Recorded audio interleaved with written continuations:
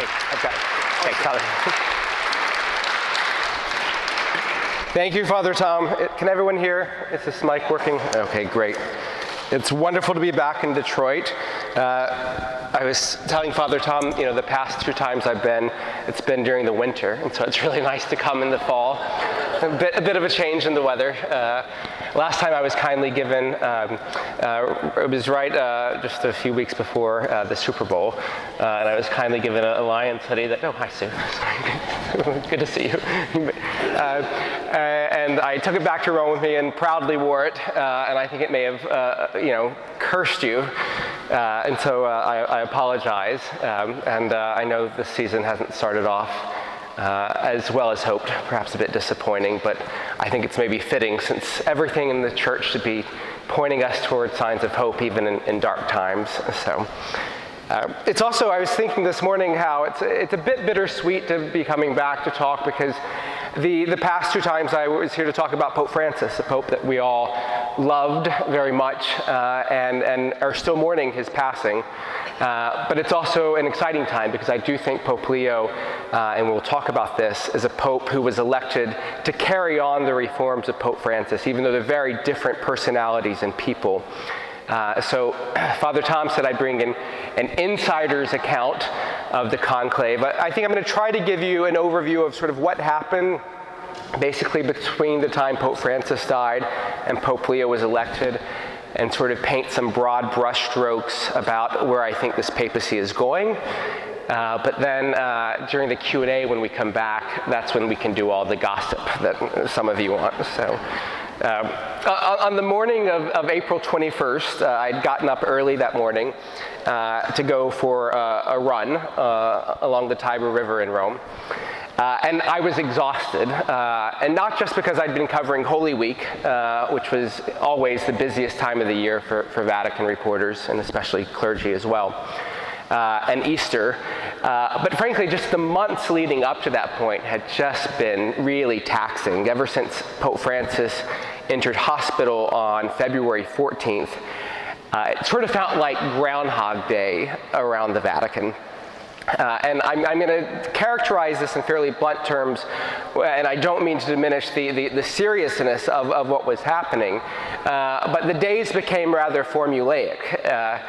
At 8 a.m. or thereabouts, we would get a text message from the Vatican that was effectively to let us know that the Pope was alive. It was, the Pope had breakfast this morning, the Pope slept well, something along those lines, which was a way to signal to reporters that the Pope was doing okay. Although the way the Italian the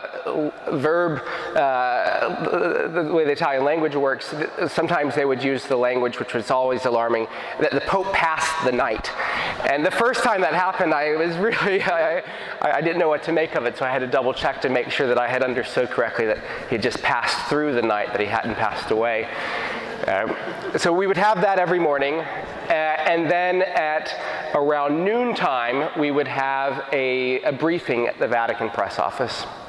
And it was rather informal, but the Vatican spokesperson would come and just say, this is roughly what was happening with the Pope's doctors this morning.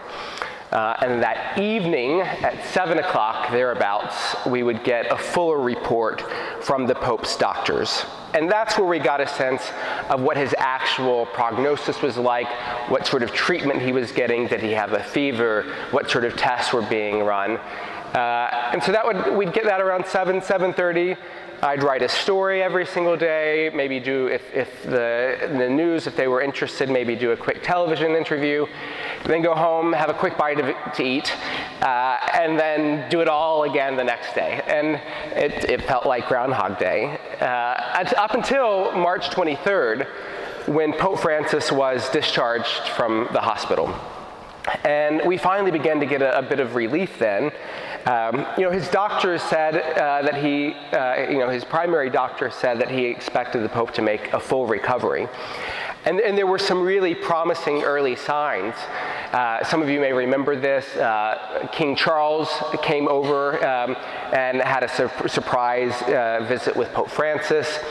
Pope Francis began to start showing up. There were a few public masses that he came and greeted the faithful that had gathered in St. Peter's Square. And he started going to pray in St. Peter's Basilica. So every day it was like, where's the Pope going to show up next? He was doing what he had done for the past 12 years, which was really keeping us on our toes. But, even though it seemed that things were improving, Easter Day felt different. There were a few things that I'd say sent some alarming signs. The first was he had a brief encounter with Vice President J.D. Vance, who had come to Rome with his family for Easter. And that was a private encounter at the Pope's residence, but they released a short video clip of that. And for myself and many of my colleagues, we just thought the Pope looked in very worrisome condition. And it was rather strange because you saw the Vice President say to the Pope, "It's so good to see you looking so much better." And I thought, who's he looking at? I mean, it was a rather strange moment. But it also speaks to Pope Francis. Obviously, he had his differences with Vice President Vance on migration. But in that sick state, he was taking time to still try to meet him. Then after that, the Pope had the Urbi et Orbi blessing, the traditional blessing that takes place on Christmas and Easter. And the Pope did a quick blessing to the crowd, but he wasn't able to read the speech. One of his assistants read the speech for him. But you saw him suffering tremendously. And many of us thought this does not seem as if the improvement that we had expected was really happening. But then, yet again, he surprised us all. I was up on the colonnade, which is if you're familiar with the Vatican, during the big outdoor papal masses, the Bernini's colonnade, there's a spot where the journalists can stand or sit, and you get kind of a bird's eye view. And I was packing up, ready to kind of call it quits, and then all of a sudden someone screamed, "The Pope is in the square." And even though we had just seen him really struggling at that blessing, he had insisted that he was going to get on the Pope-mobile and go out and greet the faithful. And it was a remarkable thing to see this man, who was clearly very sick, giving it his all. So on April 21st, that Monday morning, those sort of events were kind of playing over and over again in my mind. The night before, on Easter night, I had been at an Easter party in Rome, and a senior Vatican official was there, and I said, "I'm really worried about the Pope's condition." And he said, "The Pope has good days and he has bad days, and today was just a bad day. But the overall trajectory is a good one, and we feel pretty certain that he's going to be able to take this trip to Turkey later this summer." The Pope had wanted to go to Nicaea to mark 1700 years since the Council of Nicaea. So I was thinking about that on Easter morning, Easter Monday morning, and I was, in a sense, trying to reconcile what I had heard the night before of, the Pope has good days and bad days, and we're optimistic, with the man that I had just seen really struggling and quite sick. But quite frankly, I was trying to lean into the good news. And quite selfishly as well, as Father Tom mentioned, I had already announced that I was leaving the National Catholic Reporter to move back to the U.S. To take up a new position at Georgetown. And so I was thinking about my limited timeline. I was due to leave Rome at the end of May. And I thought, well, the Pope has to do well because I have parties I need to throw for myself and lunches that I need to organize, and the last thing I wanted to think about was a conclave. And Easter Monday is a really sacred time in all of Italy, Pasquetta. It's sort of Little Easter, and everyone has plans with their friends and family. And it was a Vatican holiday. And I was 2 minutes away from heading up to Umbria, a region north of Rome, where I would have had no cell reception whatsoever. And I was going with a few other journalists when I got a quick flash on my telephone. and it just said, momentarily there will be a live stream from the chapel of Santa Marta. Santa Marta is the Vatican guest house where Pope Francis lived. And I thought, gosh, it's strange, it's a holiday. And I had two thoughts. Could the Pope have died, or is he resigning? Because there were, of course, rumors at the time that maybe the Pope would step down, given his health. And I got my computer out and I sat down on the street. We were about to depart, and before I could even get the volume on, I could tell from the faces what the news was. And Cardinal Kevin Farrell, Irish-American cardinal, he said, you could just see on his face the sadness, and he said, Pope Francis has returned to the house of the Father. His entire life was dedicated to the service of the Lord and his church. He taught us to live the values of the gospel with fidelity, courage, and universal love, especially in favor of the poorest and the most marginalized. And so I sat and absorbed the news out of just profound personal loss and sadness. But of course, I had a job to do. So there wasn't much time to really sit with that profound loss. And I jumped on the back of the motorino of one of my colleagues who I was getting ready to go out of town with, and we took an absolutely terrifying ride across the city of Rome back to the Vatican, where I feared that we might soon suffer the same fate as Pope Francis. It was rather harrowing. And that began what was the busiest month of my life to date, from the time of that news on the morning of April 21st to the time of Pope Leo's election on May 8th.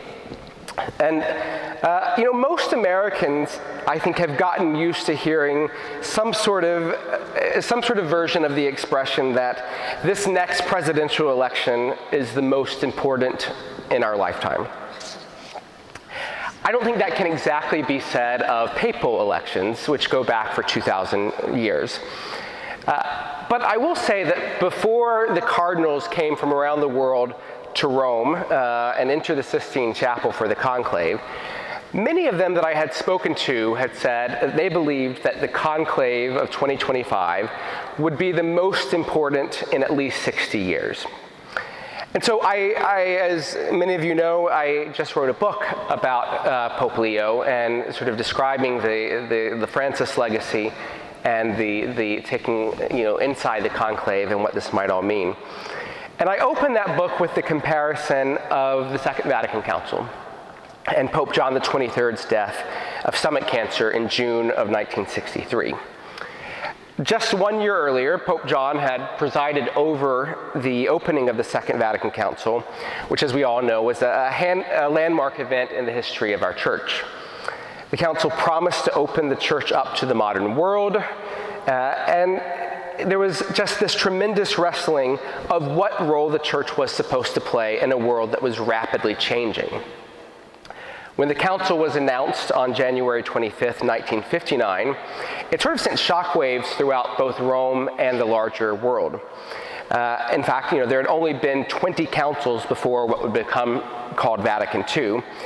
And each of the councils in their own way were marked with real promise and also real trepidation, depending on your perspective. Speaking to the nearly 2,500 bishops from all over the world at the start of the council in 1962, Pope John said that it was, quote, time for the church to look to the present, to the new conditions and new forms of life introduced into the modern world, which have opened new avenues to the Catholic apostolate. And while many of the councils of the past had been inward focused, looking at inner issues in the life of the church, the Second Vatican Council was decidedly outward facing. One observer wrote after the first session in 1962 that, quote, I hadn't realized anything like this existed.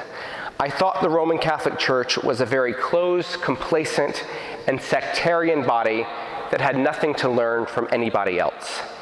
I know that this is no longer accurate, if it ever was.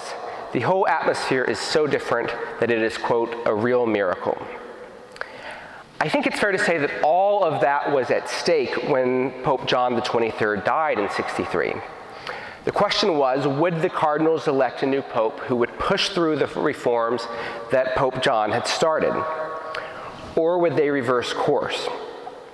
The conclave of 1963, the New York Times said the night before, quote, "Never has there been a papal election so important as the one that will start in Rome tomorrow."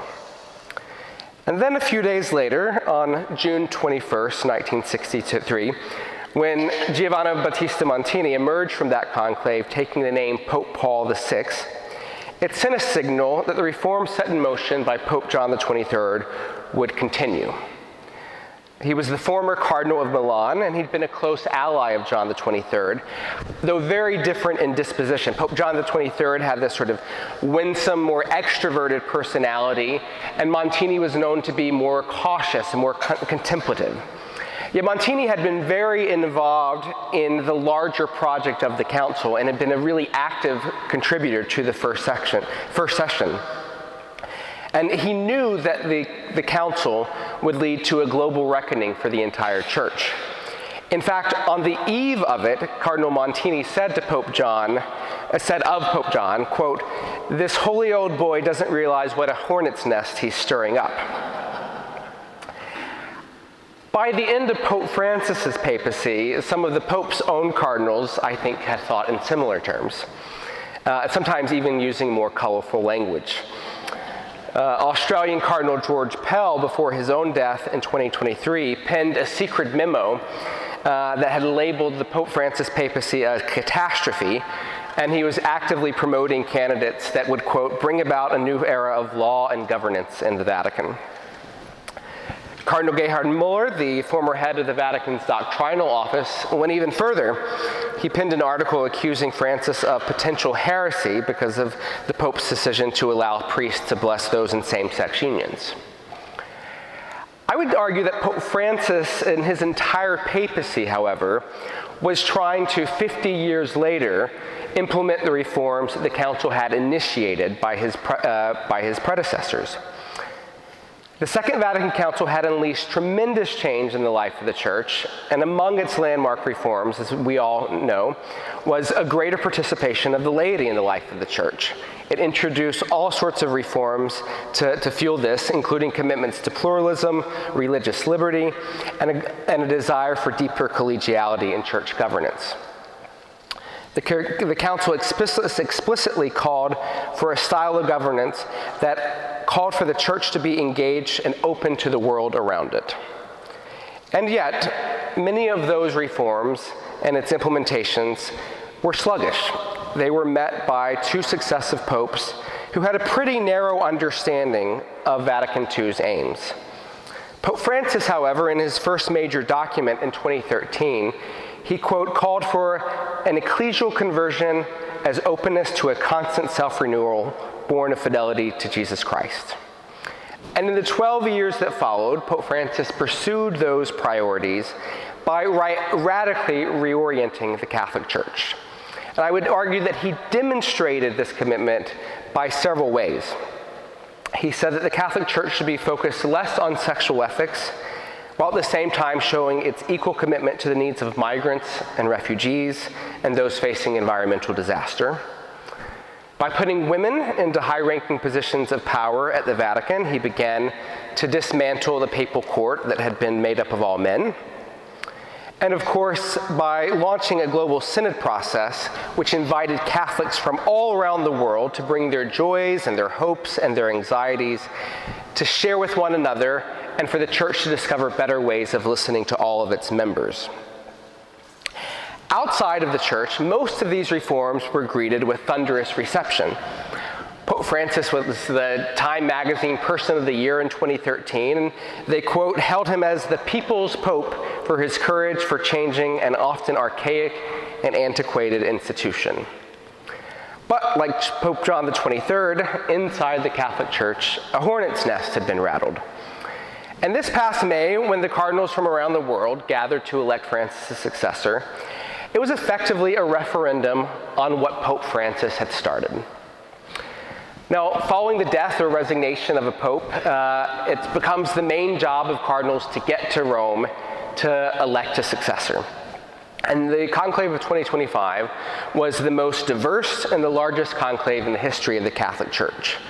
Over 70 countries were represented, and over 80% of the men that would head into the Sistine Chapel had never participated in a conclave before. And many of them, frankly, just didn't know one another. And those of us covering this from the outside, it was our job to tell the story of the men going into the room and, in a sense, give a sense of who what the Italians call the papabile are, the potential popes. There were a few big ones that surfaced on most major lists. There was Cardinal Pietro Parolin, the Italian who served as Pope Francis's Secretary of State. He was mostly considered the favorite across the board because of his years of diplomatic experience and the fact that he had worked in the Catholic Church all throughout the globe, which meant that he entered the conclave with better name recognition than anyone else. But he lacked one critical thing. He had no pastoral experience. He had spent his entire life in the Vatican's diplomatic corps. And the big theme from Pope Francis's papacy was he wanted pastors with the smell of the sheep. So many of the cardinals I spoke with said, we really respect Cardinal Parolin, but it would seem a very difficult job to elect someone without any pastoral experience to follow a pope who has reinvigorated and reprioritized the need for a greater commitment to pastors. There was Cardinal Tagle, who is the Filipino cardinal from Manila. And even in the conclave in 2013, he was considered a real frontrunner. He's a charismatic figure known for his commitment to the poor, a humble man. Sometimes people called him the Asian Pope Francis. And many people thought this could be the first pope from Asia, or at least Southeast Asia, and his candidacy was much talked about in those days leading up to the conclave. There was Cardinal Grech, who's the head of the Vatican Synod Office. And some people said, perhaps if the desire is to continue synodality, perhaps we should look to the man who's been running the effort for Pope Francis. So Cardinal Grech from Malta was talked about. There was Cardinal Erdu, who was really the favorite of folks like Cardinal Pell, who had viewed the Francis papacy as a disaster. Cardinal Erdu was a canon lawyer, and the argument went, he'll bring about a new spirit of law and order in the Catholic Church. He was sort of seen as the candidate of the resistance to Pope Francis. There was Cardinal Aveline from France, from Marseille, who himself, he grew up, he had spent his early childhood years in Algeria, had become an important figure in the French church, and deeply committed to Pope Francis's vision of synodality. But the cardinals began to wonder, perhaps he's just too young, he hasn't really been a cardinal that long, maybe he doesn't know how the Roman Curia works well enough to get things done, but his name was on a number of short lists, including my own. And then there was this other guy named Cardinal Robert Prevost, and he wasn't on that many lists. He was on mine, I'm happy to say. But many people thought that Cardinal Prevost was a non-starter for one primary reason, and it was that he was born in Chicago. Now, when Cardinal McElroy, who's now the Archbishop of Washington, D.C., was asked in 2022 about the possibility of an American being elected Pope, he bluntly dismissed the idea. He said, quote, "I don't think an American should ever be Pope, and I would oppose any American being elected." In the interview, he said the United States had too much power in the world, and that an American being elected to the papacy would really diminish the global perspective that the head of the world's 1.4 billion Catholics needs in governing a universal church. And Cardinal McElroy's position has widely been shared throughout the College of Cardinals. In 1899, Pope Leo XIII even wrote a letter warning of the dangers of so-called Americanism, particularly this idea of an overzealous emphasis on individual liberty. And that sort of Americanism and skepticism still holds root in Rome today. Many cardinals were fearful that perhaps even unnerved by the behavior of US President Donald Trump, who just days before the conclave and freshly back home to Washington after attending the funeral of Pope Francis, posted an image on social media. It was an AI image, but an image nonetheless, of him dressed as the Pope. That image was then shared on the White House Twitter account. And then a few days later, a reporter asked him if he had any thoughts on who he'd like to see elected Pope. And he said, "I'd like to be." Now, he then went on to suggest that, quote, "We have a cardinal that happens to be out of a place called New York who's very good, so we'll see what happens." Now, with all due respect to Cardinal Dolan of New York, Cardinal Dolan is sort of the backslapping, hot dog-loving sort of guy that is the caricature that many global cardinals would fear about an American cardinal. Both he and Trump are sort of the profiles of this sort of loud, brash American that Cardinal McElroy was talking about when he sort of described the skepticism of an American being elected Pope. Now, despite having 3 non-Italian pontiffs in a row, we had a poll with Pope John Paul II, a German with Benedict XVI, and Pope Francis, of course, was from Argentina.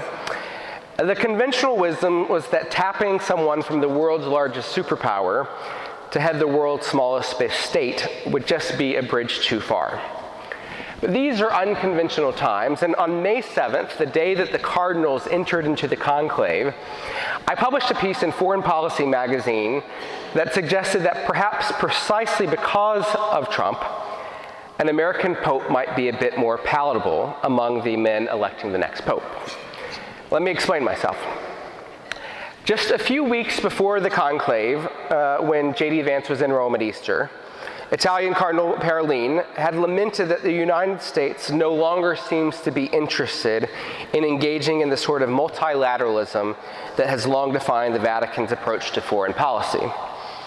In an interview with La Repubblica, a major Italian daily newspaper, he said, quote, "It's clear that the current U.S. administration's approach is very different from what we're used to, and especially in the West from what we've relied on for many years." What I argued was perhaps that in this changing world order, fueled by American isolationism and sort of the disregard for the multilateralism that had really defined the Vatican's foreign policy work since the end of the Second World War, it sort of had put the Trump administration on a collision course with the Vatican and many traditional allies. As the cardinals gathered in Rome for these meetings between the death of Pope Francis and the election of the conclave, they had these closed-door meetings where they discussed the internal needs of the life of the church, but also they were asking themselves, what sort of person do we want to elect to sort of navigate this global realignment? And that's when the name Cardinal Robert Prevost began to surface and then slowly reverberate around the room. Prevost, at the time, still is 69 years old. He turned 70 in just a few days. He was the head of the Vatican's powerful office that is responsible for vetting potential candidates for Catholic bishops around the world.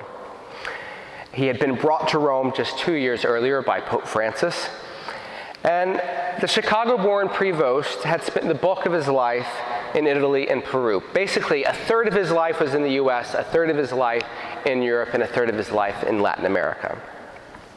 He was the former head of the Augustinian religious order that he was a member, and it operates in some 50 countries around the globe, which had given him extensive experience and exposure among many of the world's cardinals that were soon going to be asked to elect the next pope. He had spent much of his life outside of the United States, but he was a polyglot, speaking, depending on how you count it, 6 to 8 languages, which gave him an advantage inside the room. He was able to communicate with most of the cardinals. In fact, despite the fact that everything at the Vatican happens in Italian as its official language, what we saw during the synod process is that the overwhelming number of cardinals prefer to speak English, or then Spanish. Italian is only a third or fourth choice among the cardinals. Cardinal Prevost had invested deeply in what Pope Francis called a better kind of politics, one that prioritizes concern for the common good over any one particular country's borders.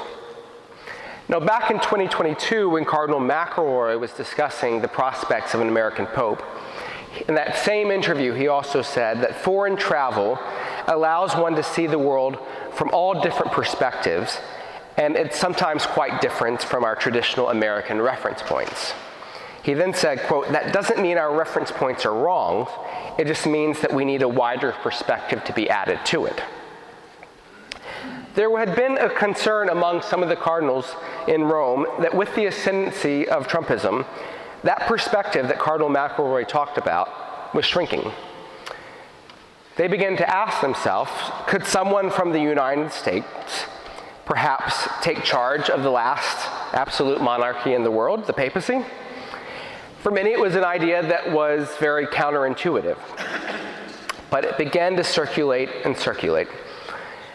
In an interview 2 years before he became Pope, Cardinal Prevost said that a Catholic bishop is, quote, "not supposed to be a little prince sitting in his kingdom, but instead called to authentically be humble, to be close to the people that he serves, to walk with them, and to suffer with them."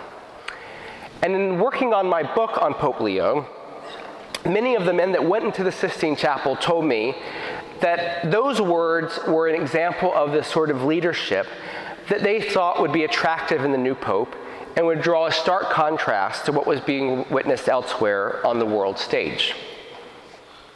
Now, on May 8th, when I witnessed white smoke appear from the chimney of the Sistine Chapel, I was on set with the news crews of NBC and MSNBC that had come to Rome to cover the conclave, along with about 5,000 other journalists from around the world. And we were on the rooftop of the Augustinianum, which is the headquarters of the Augustinian order, which coincidentally was where Robert Prevost, when he was the head of the Augustinians, had served for a decade. In fact, up until the conclave began, up until the day before the conclave began, he went there every single morning for Mass with his fellow Augustinians, and then he returned and had lunch with them every single day. So the white smoke goes up, and there's about an hour of time to fill between seeing the white smoke and when the new Pope appears on the balcony. And it's just pure chaos. Adrenaline is running high. You've got almost 100,000 people in St. Peter's Square, so you're hearing constant cheers. There are marching bands. It's a very festive, electric atmosphere. And obviously the news networks were eager we had the news of the white smoke, but there was all this speculation about who was about to step on the balcony. And so they're going to various people to ask their opinions. And I was on set with Bishop Robert Barron, who's the founder of Word on Fire Ministries. I'm sure many of you know him. He's the bishop in Winona, Rochester, in Minnesota. And we were off camera at this point, and he asked me who I thought might be coming out on the balcony. And I said, well, who do you think? And he said, well, it's been a very short conclave. It clearly has to be Cardinal Parolin. He's the front runner. There's no other choice. And I said, I think it's Cardinal Prevost. And Bishop Barron said to me that was pure fantasy, only dreamt up by someone like myself that was a Vatican watcher that could just fuel speculation, but no one in their right mind would believe that. I haven't heard back from him since then. But eventually the Cardinal Memberti, the Cardinal Deacon, who was the one responsible to announcing the famous words, Habemus Papam, appeared on the balcony. And I'm lousy at Latin, but I'd been studying my Latin because I knew they would lead with the Latin version of the first name of the new Pope. In fact, a few days before the conclave, I had a priest friend of mine who works in the Vatican send me a list in Latin of all the first names so that I can know what to listen for. And I'd been studying that list. So when I heard the words Robertum Franciscum, I was so vindicated, and I was so happy and pleased, just on a personal level. And everyone on set was screaming, who? And I yelled, it's the American. Actually, I yelled it in more colorful language that can't be repeated in a church. But it was the moment where the reality began to set in, that history was being made. And there he was. A few minutes later, Cardinal Robert Prevost appeared on the balcony as our new Pope, Pope Leo XIV. Many of you will remember that, that it was evening in Rome time, I guess morning, afternoon here. He delivered a speech, and he had quickly handwritten that speech himself between the time that he accepted and the time that he walked out on the balcony. And it was a short speech, it's just over 500 words. But I think it gives us an early blueprint of what we can expect in this papacy. First, he used the word peace 9 times. Now, these are early days, and I think a lot is made about a president's first 100 days in office, and he just surpassed his first 100 days in office. Popes govern for life, and particularly Cardinal Robert Prevost, now Pope Leo XIV, is a young man, and I don't think he's keen to act in a hurry. He's taking his time, and he's offering a slower pace. He doesn't feel as if he's running out of time.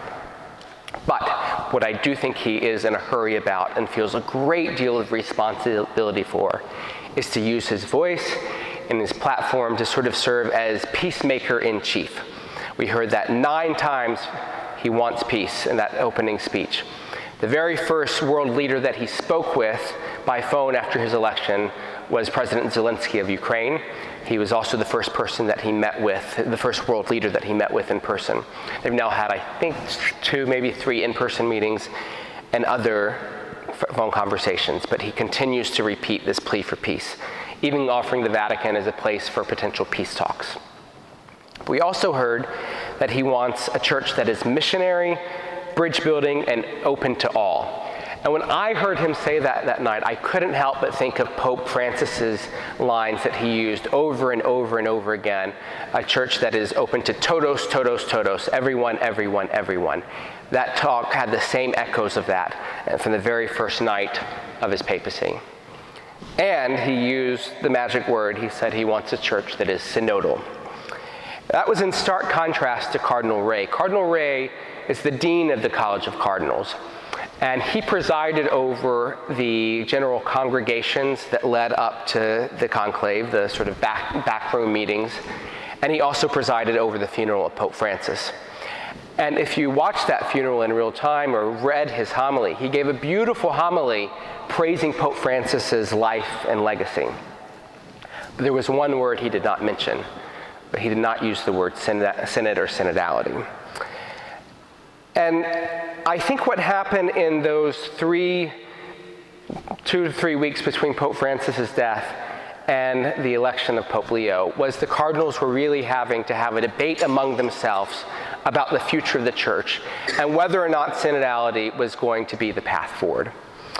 Anna Rowlands, who's this wonderful British theologian and been very heavily involved in the synod process, she's interviewed in my book.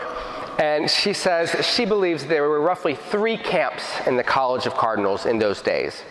There's one camp who those like Cardinal Ray who believed deeply in Pope Francis's priorities. They loved what he had done with prioritizing the poor and the marginalized, but this whole synodality project was something they thought was unique to Francis and not worth carrying on.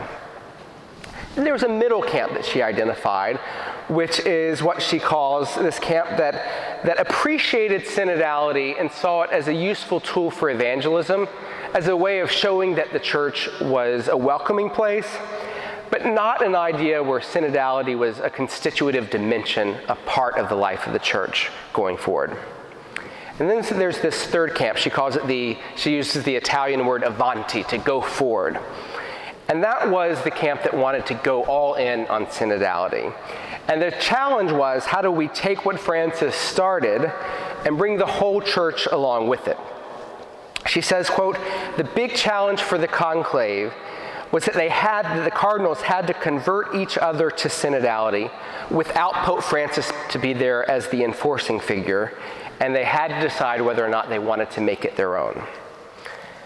I would say that the election of Pope Leo is a victory for the Avanti camp, the camp that wanted to go forward. And he said that in his very first address, that he wanted a church that was synodal. And then he's done that in his actions. Just a few weeks after that night of his election, he had a meeting with the Vatican Synod Office. Now, typically when people go to meet with the Pope, they go to the Vatican's Apostolic Library, where the Pope has all of his meetings. It's very formal. For the synod meeting, with the meeting with the organizers of the synod, Pope Leo did something much different, something more synodal.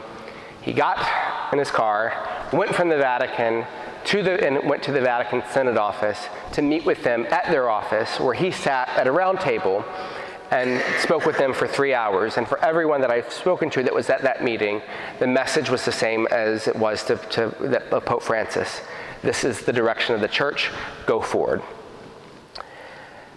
A few days after the conclave, New York's Cardinal Dolan was asked about the significance of Pope Leo being from the United States. He said, "I don't think the fact that Cardinal Prevost is from the United States had much weight. It shouldn't startle us because when we look to Pope Leo, we look to him as a bridge builder. In fact, that's what the word pontiff means in Latin. Will he want to build bridges with Donald Trump? I suppose," Dolan said, "but I think he'd want to build bridges with the leader of every nation." Cardinal McElroy, who had previously sought to play down the possibility of an American, also expressed some surprise, and he said, "I think the idea of him being an American was almost negligible to the deliberations of the conclave." Cardinal Wilton Gregory, McElroy's predecessor in Washington, and also a native son of Chicago like Pope Leo, he made reporters laugh when he told us that he didn't think the conclave was a continuation of the American election cycle. He said it wasn't an election conclave, it was a desire to strengthen the Christian faith among God's people. So I think we're now at this point, 4 months into Leo's papacy, where we have to ask ourselves what all this might mean for the future of his papacy. Like popes before him, Leo will be deeply committed to putting the defense of human dignity at the center of his papacy, not as a political matter, but it's because he believes it's what the gospel requires. We've just gotten news today that he's working on his first apostolic exhortation, which is likely to be published within the next month or so, and it's going to be focused on what are the needs of the world's poor. In speaking about this, it will certainly have political consequences. He will not hesitate to use his voice, as we are seeing him do already, to defend human dignity and promote the common good when necessary. As those gathered in Rome know firsthand, in the years before Leo's election, Pope Francis had become one of the world's leading advocates for immigrants. And in February, just a few months before his death, he penned a pretty unprecedented letter to the US bishops in this country, telling them to stand in opposition to President Trump's plans to carry out mass deportation efforts. Cardinal Prevost, as the head of the Vatican's Office for Bishops, would have also been very involved in that letter as well. It's almost unprecedented. It would be unprecedented for a letter going out to the bishops of a particular country to not include the head of the Vatican office that oversees the bishops. That letter included a specific response to Vice President J.D. Vance, who had invoked Catholic theology to defend the administration's migrant crackdown. Just a few months before a member of the Augustinian order became pope, J.D. Vance appealed to the Augustinian concept of ordo amoris to support the notion that the United States, the wealthiest nation in the world, had little obligation to care for migrants. He said, quote, this is Vance, quote, "You love your family, and then you love your neighbor, and then you love your community, and then you love your fellow citizens in your own country." That's what he said in an interview with Fox News. And he said, quote, "And then after that, you can focus and prioritize on the rest of the world." Francis, while not referring to Vance by name, was having none of it in the letter that he wrote to the US bishops. He wrote, quote, "The true ordo amoris that must be promoted is that which we discover by meditating constantly on the parable of the Good Samaritan. That is, by meditating on the love that builds a fraternity open to all and without exception." After Pope Francis wrote that letter, Cardinal Prevost posted on his own private social media account, quote, "J.D. Vance is wrong. Jesus doesn't ask us to rank our love for others." That was the headline from an article that had appeared in my former newspaper, the National Catholic Reporter, that now the Pope had shared on his Twitter account.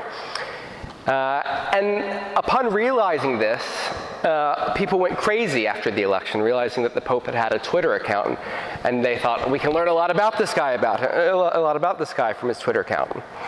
Some people on the television networks dismissed Leo as, quote, a woke Marxist Pope, and we heard that repeated a lot in the days after the election. Steve Bannon, who's the former Trump White House advisor, said, quote, there's definitely going to be friction between the new Pope and the president. Leo may have spent the majority of his life outside of the United States, but unfortunately it doesn't seem as Pope that he'll be able to outrun the polarization that's poisoned the church in his homeland. As Pope, he's now poised to remind the world that the church's social teaching doesn't map well onto our political landscape. A Pope who opposes abortion and speaks out on behalf of migrants and victims of climate change will, in the words of one of his Augustinian brothers that I interviewed, quote, greatly please and occasionally disappoint conservatives and will greatly please and occasionally disappoint liberals. I think by the fact that he's lived most of his life outside of this country, he's removed from some of the politics that we know in our own church. He's never been a member of the U.S. Bishops' Conference, for example. And in fact, one of the cardinals that was in the conclave said to me, he wouldn't even be able to be elected as a committee member within the USCCB. But he knows firsthand the divides that we all face. And in fact, his own family is quite divided. But I think we will see a Pope that when he speaks out on particular issues in the United States, it will have a particular resonance, because he can't be dismissed, as some try to do with Pope Francis, as someone who doesn't understand the U.S. During the opening speech the night of his election, Leo said that he had a dream of, quote, a united church searching all together for peace and justice, working together as women and men faithful to Jesus Christ without fear, proclaiming Christ to be missionaries faithful to the gospel. One of his Augustinian brothers, Father O'Reilly, said, yep, that's it, quote, that's the libretto. We kind of know the playbook if you're an Augustinian. Pope Leo is giving us the foundation to talk to each other, he said. That's an opportunity to talk to each other. And it's the invitation that Leo, history's first pope from this country, is offering the church and the world. And now it's up to us to decide if we want to listen. So that's the broad sketch, and we can talk about the gossip and salacious details during the Q&A. So thank you.